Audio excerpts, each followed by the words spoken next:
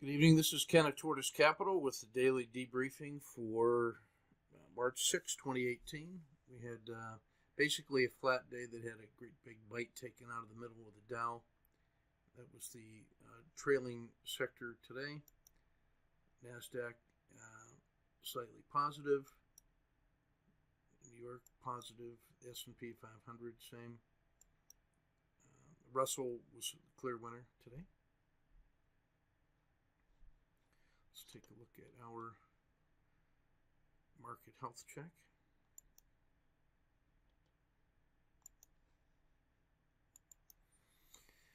All right, so here we are. Let's clean up the daily a little bit here.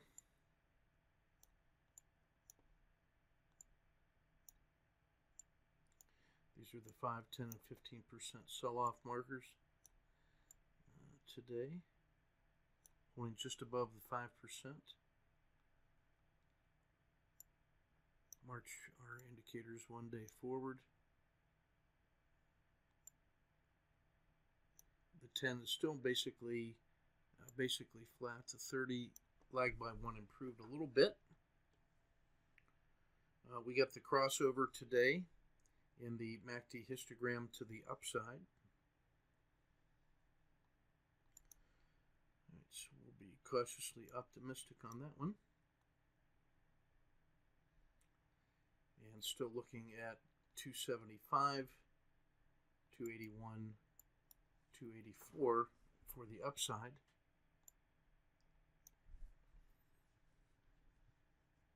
And we've gone from oversold to just above the midpoint on the Williams percent R. And now you can notice that the slope of the 30 moving regression line continues to improve. Here it's at minus 0.4, so it's still negative, steeply negative. It's below minus 0.22. That makes it abnormally steeply down, but it is improving. And here's the 200 period moving average. And we have price right at the middle of the Bollinger Band mean, right in the middle of the river. So you can make an equally strong argument for moves in either direction. So we will follow the price patterns in the individual stocks and ETFs since the market seems to be muddling through right now. This is a stock picker's market. All right, let's shift now to the daily report for March 6th. Market's still bullish volatile in the middle of neutral on an annual and a 10-day basis. See the 10-day NDX here.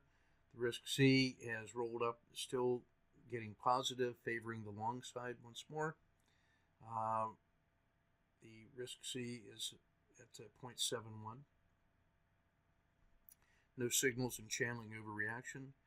Same max pain candidates, generally speaking. Lows has moved into a max pain condition, so we will take a look at lows. Handful of dojis. Nike is in a channeling condition here and overreaction, and 5.8 to 1. Nice. On the auto framer. McDonald's in a doji and at 7.7 to 1 and was slightly positive today. Leading candidates for Caterpillar, DuPont, Disney, Goldman, Intel, all long-side symbols for us. We'll see that when we look at the portfolio live update for the advanced swing course. And we'll be showing how to manage those in this kind of a fragile market. The day-to-day attention to detail on exits is extremely crucial. When the market's not giving you a direction, you have to pay more attention to the quality of the signals inside your specific targets. In the ETFs, again, a handful of dojis, one triple screen in the VIX, handful of symbols that test out better than 2 to 1. Metals and mining, we not surprised by that. We saw the strength in Alcoa, Caterpillar, Home Depot, and DuPont.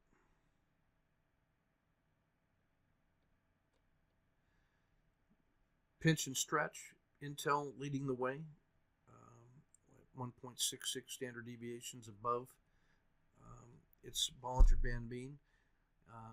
Again, the strength inside tech, XLK, and the Qs. The Russell was really strong today.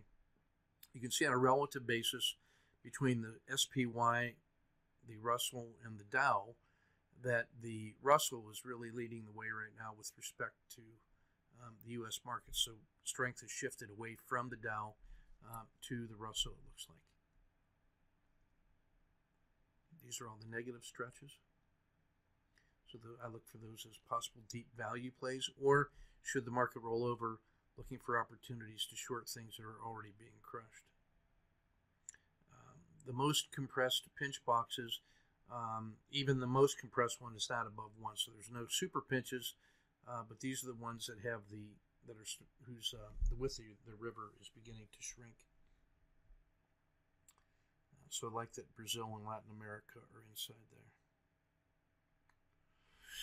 Auto Framer updated stats for those of you mechanically framing for those trades based on price location inside the 10-day look-back period. Regression line fractals, the top shelf are the deep value plays and the numbers of ATRs they are. Below their RL270. Let's take a look at McDonald's so you can see what I mean by that. Okay, so here's a quick look at McDonald's on the daily. The RL270 is what we consider to be the long-term fair value. The RL10 is the price, the smoothed trader's price. You can see the most recent trade we had in McDonald's was short here and covered 2 days ago. And today, just so I'm going to pull this out so you can see it, was a doji with a slight improvement. This is actually a 1, 2, 3 price pattern down here, and because of that doji and the failure to fail further, I'm actually prepared to trade this rascal now with an entry 5 cents above the doji and a stop, an execution stop 5 cents below, and then I'm going to place a position sizing stop down here below the swing low. I would go short if it breaks below this 146. I'm going to go short if it goes below a 2-day low. And then my position sizing stop would be down here. This is where I will go short. But this looks like, let me check back to our little chart. This in McDonald's is 7.8 ATRs below its fair value. So the ATR is $3.50. So if we wanted to use one ATR stop, it would be about $3.50. A 2 ATR stop would be $7. Let's take a look and see what that looks like on the big chart. So a $7 stop. Okay, I've drawn roughly a $7 stop. That would be 2 ATR. This would be 1 ATR. So based on this rapid trade frame here, just going by price and inspection, if we were long here, that 1 ATR price is about the execution. I'm sorry, not the execution stop. Execution stop looks to be about 3/4 of an ATR. To get short would be just a little over 1 ATR. So I sort of like that. If you wanted to use a 2 ATR stop, you'd be down here around 145.10-ish. Yeah, right about there. Okay. And then our upper target. So this is like 1, 2, 3, 4, 5, 6, 7, almost 8 ATR up to the RL270. So that's the kind of price pattern that the RLFF will find for you. Let's take a look at one of the leading candidates for the overheated or the relative strength winners. So we'll take a look at Cisco is almost 4 ATRs above its long-term fair value.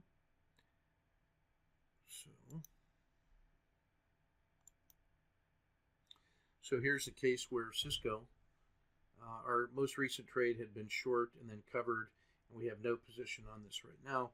You can see the long-term fair value is here. and the trader's price is there. This is starting to look a little vulnerable. The price has rolled over to come back into the river, although we're still well above the zero line. This feels a little vulnerable to me. The place that I would consider getting short would be down here below the PSAR. But because of the strength of this rascal, I would be willing to get long here. And I'm going to use this one to show short. That would be my execution stop. This is where I would want to get short. So if I can get long here, execution stop, that's where I get short. And trusting in the strength of the upside market. Let's see what this looks like in the past. Yeah, this is nothing but joy. So there is no resistance overhead. And the place to add a second position would be above essentially an all-time high around Z2. So that's what my trade frame on Cisco would look like. So this gives you an example of what that regression line fractal framework will get you. The relative strength leaders in Cisco down here was outstanding, and these are all the deeply discounted prices. So Intel would probably have the same look. Okay, so that's how we look at the regression line fractal. Back to the report.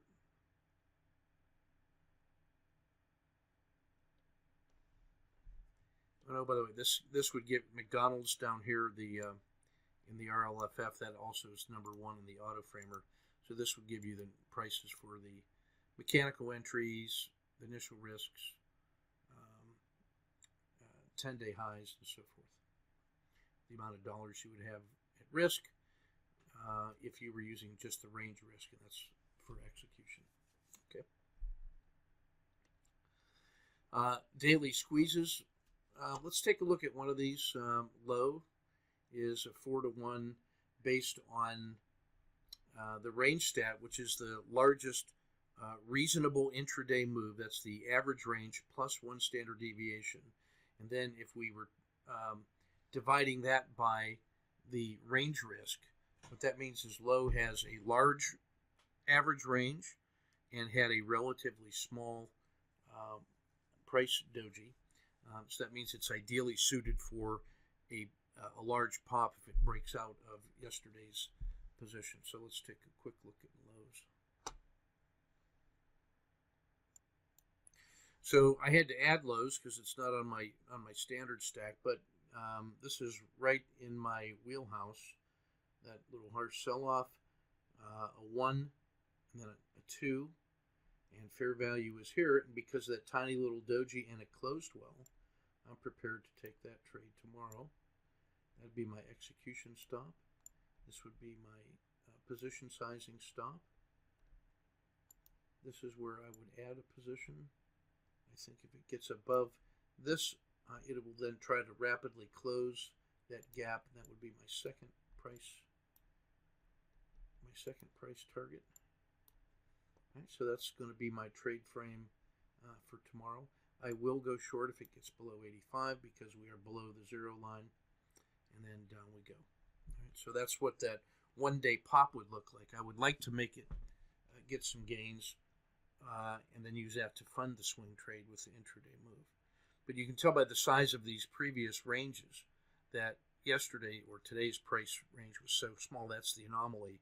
And now a move in either direction outside of yesterday's range sets the conditions for a resumption of large directional moves that are implied by some of these prices. And that's what makes this an ideal one-day pop kind of a pattern.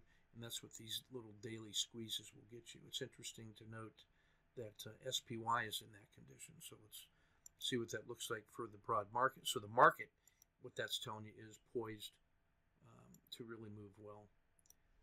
And you can see the price action here is very small, and so it's poised to do well. Okay, and look, we actually got a price entry, so we are long in this one.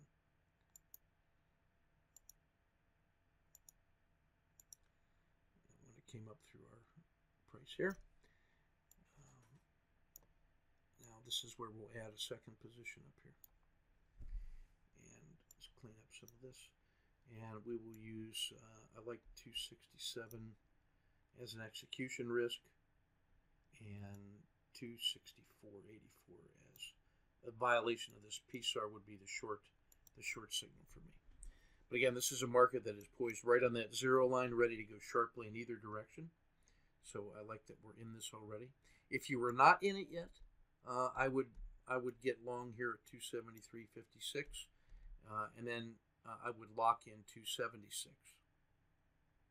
Okay, so that's SPY, and that's what that daily pinch, and I'm sorry, the daily squeeze trade actually looks like. Hesitation, but the slope of the 30 is continuing to improve. The stretch above the 200 is at the long-term normal, so some resiliency creeping back in. Slope of the 10 is sort of back to normal here at the zero line. The 30 is improving, and the 90 is still long-term positive. So I believe that this is a sign of healing, and I'm not surprised that our individual stock patterns are showing more longs than shorts. What I'll be doing next for the advanced swing course guys is getting those daily portfolio positions updated. So thanks for your kind attention. Keep your risk measured and your powder dry.